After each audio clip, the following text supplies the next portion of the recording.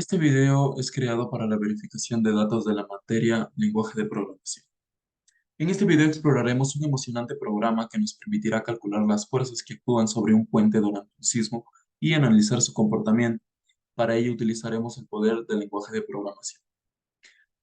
En pantalla se muestra el siguiente texto. Este programa realiza cálculos de las fuerzas que un puente recibe durante un sismo. Se calculan las fuerzas aplicadas en las vigas y pilares del puente para analizar su comportamiento e informar si se solicita un reforzamiento.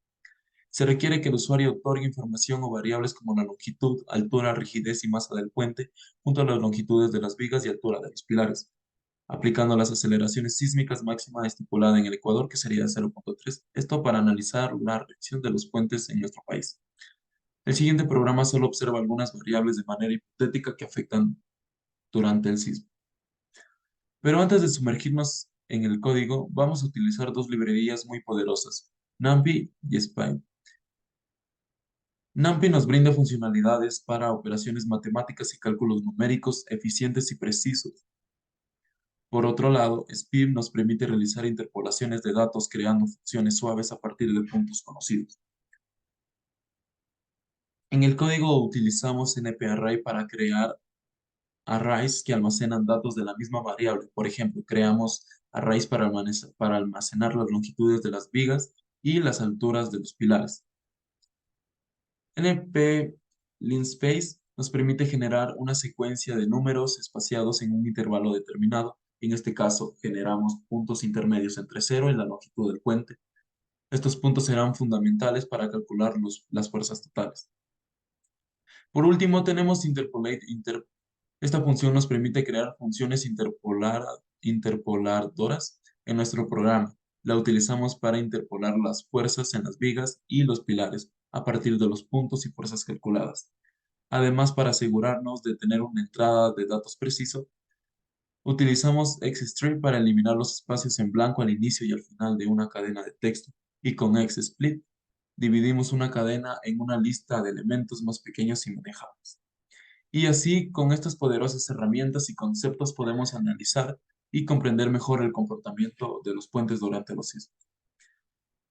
A continuación podemos ver el código que trabaja con todo lo que hemos planteado, que sería el NP Landscape. También trabajamos con las fuerzas polares para poder determinar. A continuación tenemos dos ejemplos que que nos da mejor especificación de cómo es de cómo trabaja el programa.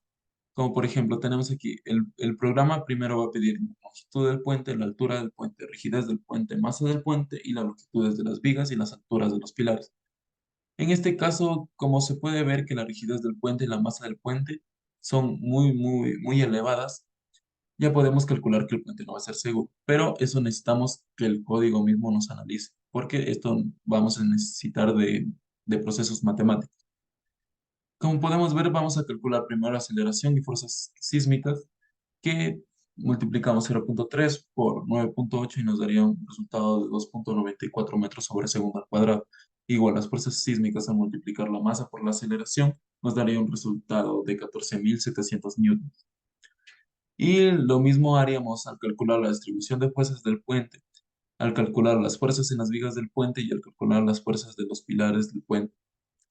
Y al ya tener todos los resultados, el programa va a comparar cada fuerza en las vigas y pilares con el umbral máximo permitido en el ecuador, que sería de 400 kilonewtons.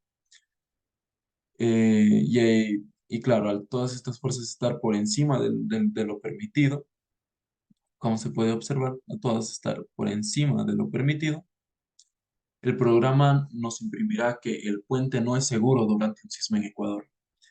En el ejemplo 2 ya podemos ver un ejemplo donde el puente sí vaya a soportar las fuerzas, como por ejemplo podemos ver que en rigidez del puente y masa del puente, las fuerzas son mucho menores.